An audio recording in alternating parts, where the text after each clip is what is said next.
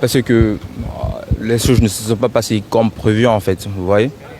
Parce qu'on était venu à 5 heures pour voyager et les gens ont mal fait leur travail en fait. Donc ça a failli nous coûter la vie. Certaines sont mortes, d'autres ont perdu leurs affaires. Moi personnellement j'ai tout perdu en fait, tu vois. Même les habits que je porte comme ça, ce ne sont pas les miennes.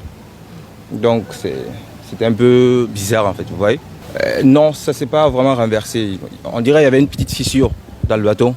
Donc les travailleurs n'ont pas bien fait leur travail. Je me suis agrippé à la bateau en fait. J'ai pas sauté, j'avais rien. Ouais, donc je me suis agrippé au bateau. Donc j'ai fait de mon mieux pour rester avec les autres. J'ai fait de mon mieux et puis je me suis accroché à un arabe. Il m'a beaucoup aidé. Donc quelqu'un d'autre est venu avec, je ne sais même pas comment ça s'appelle ça, le flotteur. Il m'a aidé à me rapprocher de la rive. Le début, j'avoue que c'est mon frère qui m'a dit qu'il avait un ami, je ne peux pas dire son nom, qui lui aussi avait une amie, qui lui a dit qu'il y avait des gens qui passaient d'ici jusqu'en Europe en fait, vous voyez. Donc il m'a branché avec lui, je suis venu de mon école jusqu'à Casa. J'ai tout fait en fait, vous voyez. Et puis eux, ils m'ont contacté, ils m'ont dit d'aller à Hid Solem. Je ne sais pas si c'est comme ça qu'on l'appelle. On a quitté là-bas jusqu'à un autre endroit, mais cet endroit, je ne connais pas vraiment le lieu.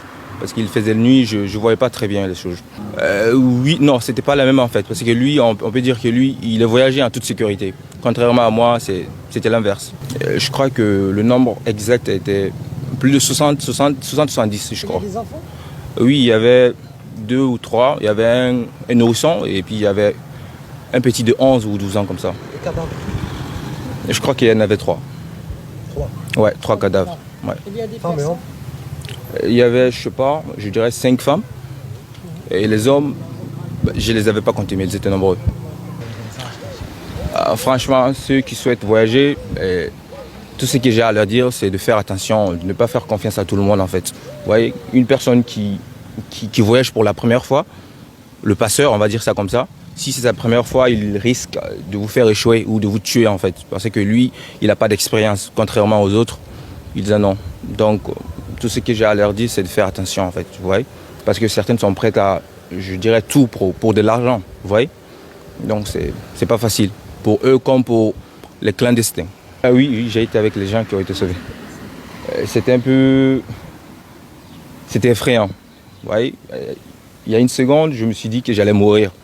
Mais je me serais dit aussi que j'avais quelqu'un qui veillait sur moi. J'avais Dieu, donc je pouvais compter sur lui. Et ça a été le cas. J'avoue que à mon frère, ils l'ont dit 50 000 dirhams. Non, oui, par personne. Donc aux Marocains, certains ont payé 20 000, certains ont payé 30 000. Vous étiez combien de personnes? J'aurais dit environ 60, 70. Oui, je pense. J'ai pas eu le nombre exact, certaines se sont enfuies, d'autres, ceux qui ont échoué sur la plage, il y en avait environ 20 comme ça. Je sais même pas comment dire ça en fait. Je dirais qu'ils ont mal arrangé le truc là, le bateau. Donc ça a causé des dégâts irréversibles.